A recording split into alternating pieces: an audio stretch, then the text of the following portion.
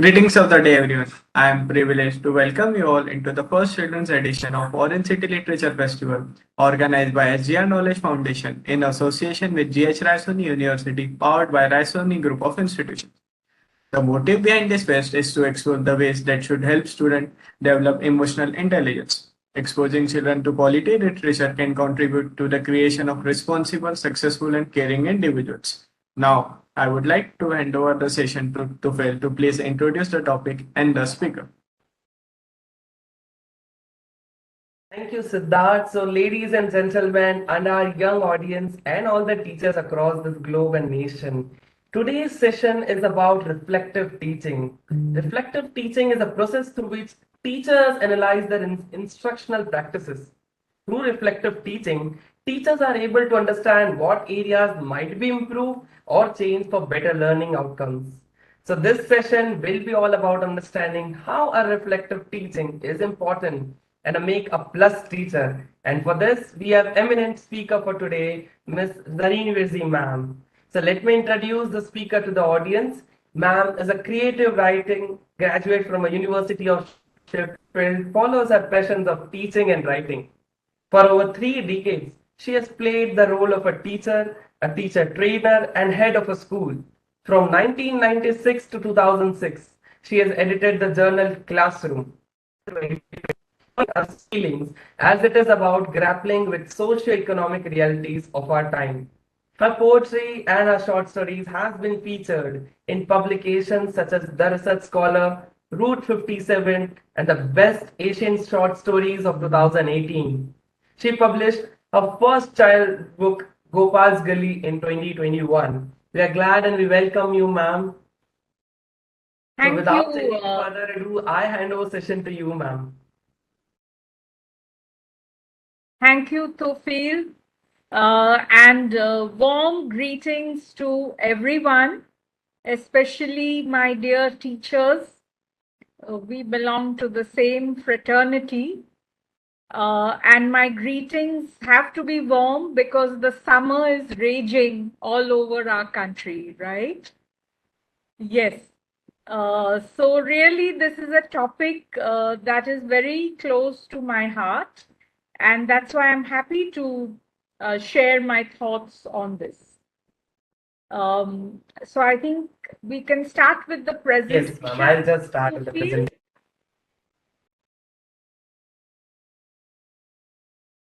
I think all of us uh, want teachers to be the best, don't we? Because we know only an excellent teacher can nurture excellent children. And in my mind, only a reflective teacher can be that kind of excellent teacher. So let's look at what is this whole process of reflection. Okay. So I think we all know that, and some or the other time we do reflect.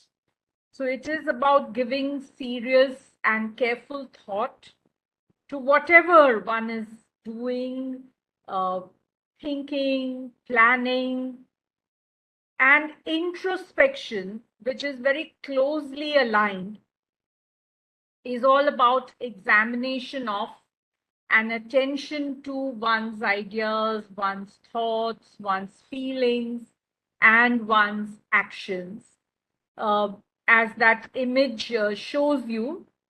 But it's not only about looking at one's head, it's also about looking at one's heart. Shall we proceed to the next slide? Now, this is a question that I would like to ask to the audience. Is it essential to be a reflective person in order to be a reflective teacher? And I don't know what you think, Tofil, but I think definitely yes, because one cannot compartmentalize One cannot say I will be non-reflective in other areas of my life and I will be reflective as a teacher, right? It has to be a very coherent picture that one presents. So one has to be reflective in every single area of one's life, personal as well as professional. And a very wise man, Socrates, has said, the unexamined life is not worth living. Let's see the next slide, please. So what are you going to be reflecting about? What are you going to be aware about? Okay. So when I talk of self-awareness, I'm talking about one's daily actions, one's deep-seated values, attitudes, and beliefs, and the continuous need to improve oneself. Because this is something, that is that has to become a process, just as one takes a daily bath, right? Or all those things that we do daily. I think this reflective process has to become part of one's DNA. And if you notice, you will find that self-awareness and reflection are cyclic in nature, okay? They are closely aligned, they are continuous, and one cannot do without the other. Next, please. Yeah, so what do you do? How do you, how do you make it happen? What I have found useful is to read something inspirational, right? To feed one's spirit, and then to spend time in silence, a minimum of 20 minutes every day. It's best at the start of the day. But if that is not possible, at any time where one can create a little quiet space for oneself. Writing down thoughts is a useful practice because, then you can go back to it. So whether it is in a notebook, in a diary, or on your mobile phone or any device, I think it's good if those thoughts are recorded. And another useful practice is to compare it with some absolute principles, because if one sees, relatively speaking, maybe I may be better than X or I may be worse than Y. But we are not looking at those kinds of comparisons, right? One should look at something unchanging, some kind of principles which are universal. For example, when we talk of purity, honesty, unselfishness, and love, I think these are the kinds of principles that are perhaps common across cultures and also across time. And when one has done that, one is able to connect to one's conscience, or to the universal spirit, to one's God, whatever you would like to call it. One is able to see oneself very plainly and make corrections and seek direction for what is best for oneself and what is best for others. I think this again is subtle, because sometimes you look only at your self-interest or your self-growth, uh, ignoring others. But I think you have to find that perfect balance where your self-growth is not at the expense of others, but really leads to goodness all around. Let's look at the tools for self-reflection. I think while masking is very important in a COVID situation, I think I'm not talking of that masking, but the other masks that we often wear through life and through our different roles that we all assume, as a teacher, as a parent, as a student, as whatever. But I think can we unmask and take a very critical look at oneself? And with this daily practice, the self-awareness gets heightened and one becomes aware of one's assumptions and prejudices. I talked of journaling earlier. Journaling is a very useful practice that many successful people follow. The other is to look for feedback from one's colleague, from one's family, from one's students. I think most institutes now do believe in the 360-degree feedback, don't they? And of course, we have now technology that can support us. So we can look at video, audio recording of our classroom sessions, which also tell us very plainly what is going well and what is not going so well.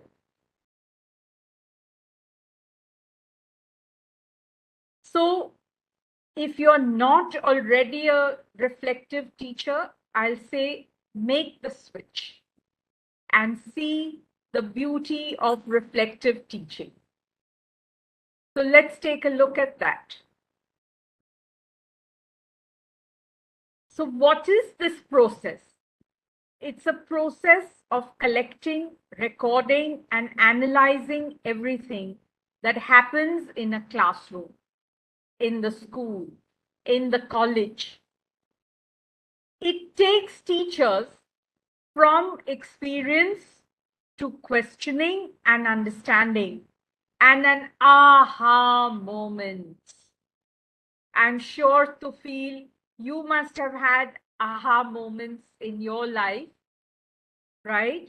That is the time where something, the penny drops and you know exactly what you have been seeking, or you know exactly where you need to make a change. And I think that is best when it is done for oneself rather than somebody else pointing it out. Because it's always difficult, um, to take it from another person. Okay, yeah, let's move on. So, reflective teaching very clearly is a process of self-observation and self-evaluation.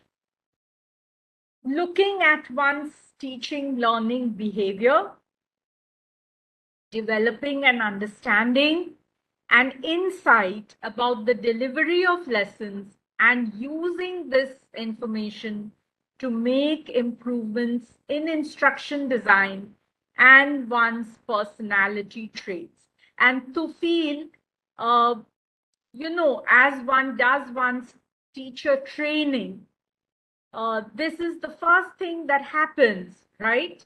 That there is a feedback form given to the trainee teacher where she or he does a self-reflection, goes through a peer reflection, and then goes through a reflection from the supervisor. So in this manner, the teacher trainee is helped to develop one's ability to teach, to transact instruction.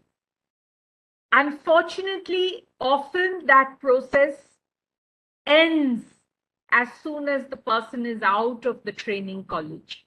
And this is where I come in and say, this is a process that should be lifelong, and it needn't end at the training college, but it really should go across one's entire career. Okay. So what are the characteristics of reflective teachers? And this is what where I would like to ask the audience, take a minute and think, um, are you one of these? And if not, can you develop some of these characteristics? So one is to be enthusiastic, dynamic, and a lifelong learner. Aware, very, very clearly aware of the context, whether it is cultural or otherwise, of one's classroom. Open-minded. I think often we get very defensive and very closed when we hear anything critical, right? And we try and justify our behavior. But this is where we need to make this kind of openness, be vulnerable. It's okay. Nobody is perfect, least of all a teacher, right? So be open in receiving correction and seeing multiple perspectives. Wholehearted. Take it. And don't beat yourself up about the negative feedback. Come on, we are only human.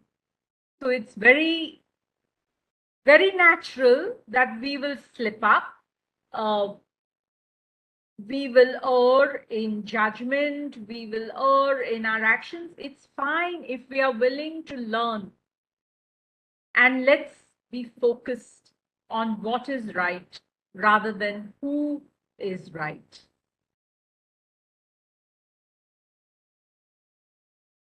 So, self-reflection on classroom culture. I'm not going through all those points to feel because there are too many, but I hope you will share this presentation with our audience, okay? So they can really reflect on these. I'm just going to take a few.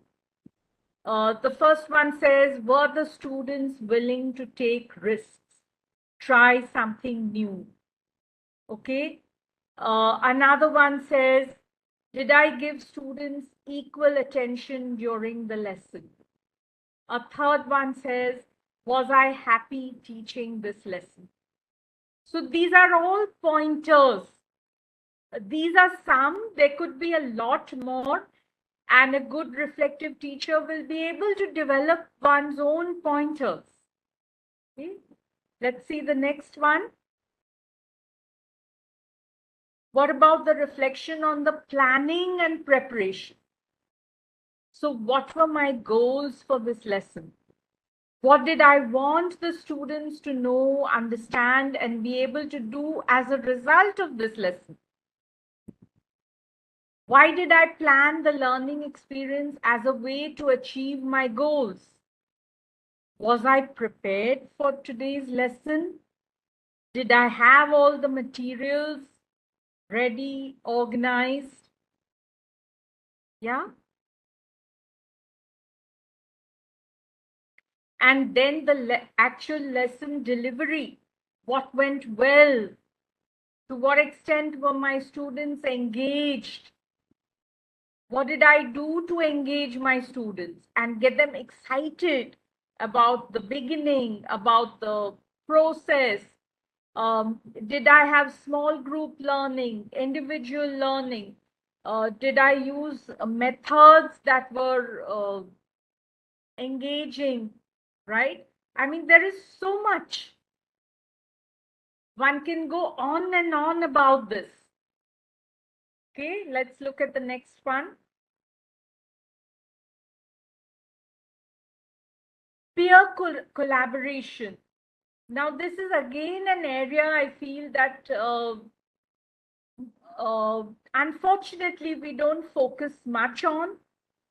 But 2 plus 2 is not 4. 2 plus 2 is 5 or 10, right? So synergy is very important. And we are lucky as teachers that we have a team. And often we are fearful because we feel if we ask for help, it may show our weakness. I don't think that is the case. I think it really enlarges one's vision, and one is able to deliver far more. So, what kind of culture do we have in the staff room? Do I know each one? Do I care for each one? Do I help and take help? Do we share honest feedback, or we are worried about stepping on each other's toes? Ego is, something that comes up and unfortunately stops learning happening.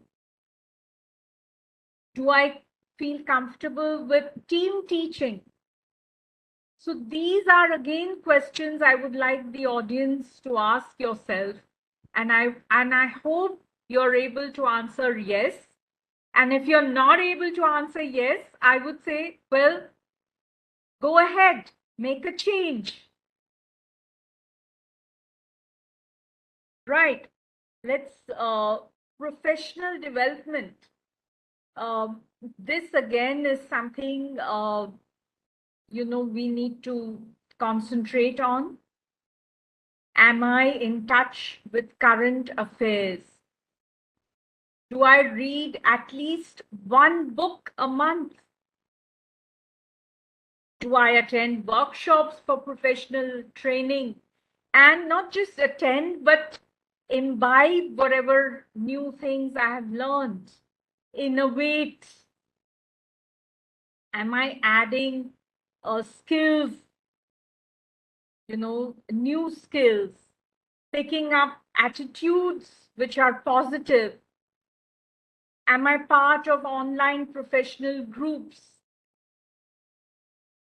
Here again, I'll say, let's move towards answering yes to these questions. The closer we'll get, I know I'm talking of ideal things, and I know sometimes time is a factor that we are all, we all have very little of. But here again, I will say, if you are a teacher, this is what you need to do. This is really something that needs to be done. So look at yourself. Are you meant to be a teacher? And if you're meant to be a teacher, can you move towards these things? Yeah. So as John Dewey has very rightly said, we do not learn from experience. All of us go through daily experiences. We went through an experience right now, didn't we, Tofil, with our technical glitches? But we learn only if we reflect on the experience. Okay, so again, the bottom line is reflection. So here we have some sites that you can go to and learn more about it. Okay, there is also a questionnaire which is very beautiful and which will help our audience to reflect on their classroom planning, delivery, and so on. Ma'am, you want me to start this questionnaire? Yes, Tofil? You want me to start this questionnaire on reflective teaching? Maybe we can just take a glance at it. Absolutely. I'll just take a quick glance on it. Yes. Ma'am, I need an access over this. Okay. Or if you can just click on by your own and you can give some references to the audience, ma'am, by your own. Sorry. Ma'am, you can just click on any of the questions or you can just read out the questions or questionnaire to the audience, ma'am. Yes, I think Tofil, actually, I have covered a lot of it already. Okay. Absolutely. So it's very similar. It's just very detailed and very comprehensive. So I think you can share the link with our audience. Definitely, ma'am. So you want me to start with the question answers that we have for you, ma'am? Sure. I'm looking forward to that. So after this session, I can say that reflective teaching is the need of an hour, ma'am. So, but this is required in the education system, and recently we have changed with our education system, ma'am. That is National Education Policy. So, ma'am, what does this NEP says about reflective teaching, ma'am? Is there any clauses or is there anything about it? Yes, in fact, the NEP talks a lot about it because the NEP, for example, talks about improving school culture. Okay. And when we talk about school culture, uh, this becomes very significant because we are talking about maximizing the abilities of teachers to be more efficient in delivery. And this cannot happen without reflection, right? Absolutely, ma'am. The other point the NEP makes is about a positive learning environment. Again, a positive learning environment will happen when we are building caring and inclusive communities, not just among teachers or faculty, but all the stakeholders in the school system. NEP focuses majorly on socio and emotional learning. And this has to do with social emotional learning, right? Because this positive learning environment makes everybody very happy. And a happy learner is able to digest, is able to internalize, is able to learn without stress, without pressure, which is what we are looking at. The NEP also focuses largely on professional development, on opportunities for self-improvement to be provided to teachers. So I think all these things convey very clearly how the NEP is closely aligned to what I'm talking about. Definitely. So this goes to my second question, ma'am, that you have already said this to the audience that we need to bring the feedback system and the one has to go with the self-reflection. So all these are the ways to go with the reflective teaching way. So we have not even covered and we want to know more about what are the benefits of reflective teaching and how it is going to be useful in future, ma'am. Yes. So, uh, I'm sure you have now figured out what are the benefits, right? Um, it first of all, it enhances your teaching ability. A great sort of improvement. You just feel good, okay? And when you feel good, you're able to give more to others. It develops trust. among your colleagues. It develops trust between teacher and students. And without love and trust and compassion, I think no teaching learning can happen. Yeah. It develops humility in the teacher, because then the teacher knows that I'm not always right. There is scope for improvement. So one is always grounded. It helps one to understand one's learners. And remember, this is a journey. A reflective teacher's life is a journey. And this journey, the teacher is going to share with her or his students, right? So in turn, what is happening? Reflective learners are born. Okay, so that one action by the teacher has a ripple effect, and many learners begin their own reflective journey. With this, I can say that reflective teaching has just advantages and no disadvantages, ma'am. So, how can we introduce this reflective teaching culture in like in the schools? Like, who must take the initiative? Is it just the teacher side, or is it from the student side as well? Like just you said, there should be an aha moments as well, ma'am. So you're so right to feel.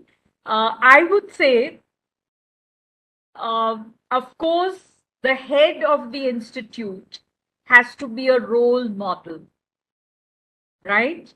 If the head of the institute, whether it is the principal, the director, whatever you call it, if that person really believes and practices this, uh, this is going to percolate down, not just down, across, right?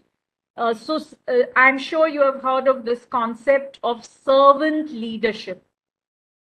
Servant leadership is where you live to make the other person great. You deflect attention from yourself. You are not the queen bee, but you want every single person who is part of your team to develop, to shine, and even to outshine yourself. Also, provide time for reflection. So when you hold meetings, or even in the classroom, you could have a little bit of teaching and then say, okay, let's reflect on what we have learned. Let's see what each one has got from this lesson. So, that way you are actually role modeling what reflection is all about when you provide opportunities to faculty and to students. The other is share and invite honest feedback. Now, often we see that heads of institutes are not open to receiving feedback from their colleagues, right?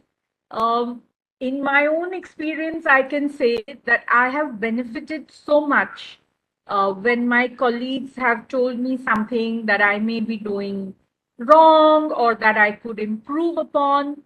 I have taken it, and my respect for the colleague has gone up, because I know then this person is genuine and not just interested in, just kowtowing to my whims and fancies.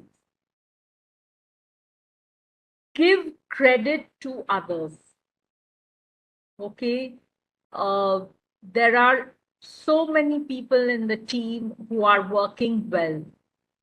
I think they should be in the limelight rather than the head of the institute. The head is performing a certain role, that's fine.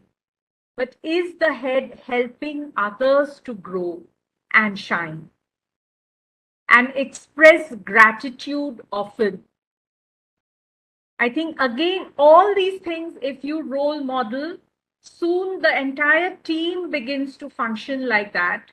And that positivity spreads to every single person associated with the institute. Wow, I'm just amazed, ma'am, with this characteristics, ma'am. So, with moving to this, I just have one more question that is on your book, ma'am. That is Gopal's Gully. Yes. Such a marvelous book. I just gone through all the pages, everything before this session. So, ma'am, did your reflective nature help you to write this book? Yes, I would say definitely yes, right? Because this book happened because of the setting. Uh, so I used to pass this particular locality daily, and I noticed some things there, which were quite unique. And that's what made me think that what if there's a little boy who lives here? What kind of adventures would he have? Whom would he meet? Who would be his friends? What would be his challenges? And that just set me off thinking, and I began to make little notes, that perhaps this would happen and that would happen and so on. And that's how the book happened. So I can show you the book. I have it right here. And I think it's a delightful book, not only for children, but also for adults. I think it's a book about a child, but I think anybody can enjoy it. That's the feedback I have received. Wow, amazing. Moving to my last question, and that is a personal question, ma'am. Like from my personal experience, I would like to ask one that with these days, ma'am, like the passing years of our education, when we grow up, we realize that whatever is there in the books is completely different from the reality, ma'am. That the concepts, like when it comes to the doctors, they know there are skin layers, but when they come to the operation theater, they know that there's a different things as well. So when it comes to law, the law in books is absolutely different when it comes to reality. So for that, ma'am, how do you incorporate collaborative this project-based learning, ma'am? Like, do you think this is a part of a reflective learning? It should be the part of reflective. Certainly, certainly. Uh, Project-based learning is one of my favorite ways of learning. Okay. And you may be surprised that I have done project-based learning even with very little children. Okay. And I'm talking of preschool children. Um, and not only project-based learn, there are many kinds. But there is one which I particularly like and believe in, and that is the one propagated by Lillian Katz and Sylvia Shard, two educators, where they help teachers to look at emerging curriculum. And emerging curriculum can again only happen if a teacher is open and if a teacher is listening keenly to what is going on in the classroom. So, for example, let me give you an example. Once we had a child in the class who was soon going to have a baby brother, his mother was expecting a child. And so this boy would come and talk about the mum and the mum's growing stomach and so on. Now, the teacher in the class picked this up because she was used to having circle times where the children shared what happens at home, whatever is significant. And the teacher picked this up and said, maybe this should be our project for the next few months. So we took this up and we looked at a very age appropriate level, right? Because these were very little children. But still, we looked at how human life develops and how the baby is born. And then we made a visit to the home when the baby had come, and we saw how the baby was growing every month, what were the changes happening. And for a whole year, we observed all these things. And so much of math, language, science, everything came came through the child's interest. And then, of course, children were not able to write, but whatever they said, the teacher captured it in writing, and they were able to draw. So that's how we captured what they had learned. So yes, project-based learning is tremendous. Absolutely, ma'am. It has to be become a part of teaching and learning. And I'm sure just like me, the audience is going to take a lot of with them together and with them at home. The information that I have taken, one sentence on that I'm going to definitely carry that a self-reflection has to be a coherent picture. You have to be reflective in all areas of life, ma'am. So I am taking this home definitely today. And thank you so much for being with us. What a fantastic and an informative session, ma'am. Indeed, I must say that to all the audience to please go and buy this book, Gopal's Gully, and read it. You're going to definitely going to love this book. It is a pleasure being with you, ma'am, for this session. Now I Thank hand you. over the Siddharth to please go with the conclusion I note. enjoyed our conversation to feel, and I wish you Thank you all the so much, best ma'am. in your career. Thank you so much, ma'am. Thank you so much, ma'am. It was a pleasure being a part of this session. I once again thank you, ma'am, and the audience in the form of system. Get ready for the quiz based on the session and visit www.oclfnagpur.com to participate in a quiz and win exciting gifts and prizes. A gigantic Orange City Literature Festival will be back in November 2022 in Nagpur, the city of oranges. Get ready for the physical fest in the coming winter, attending awesome sessions and interacting with your favorite author. Keep following us for the update of Festival of Words. Thank you. Thank you, Siddharth. Thank you, Wonderful. ma'am. Yeah, I wish all the best to the Lit Fest.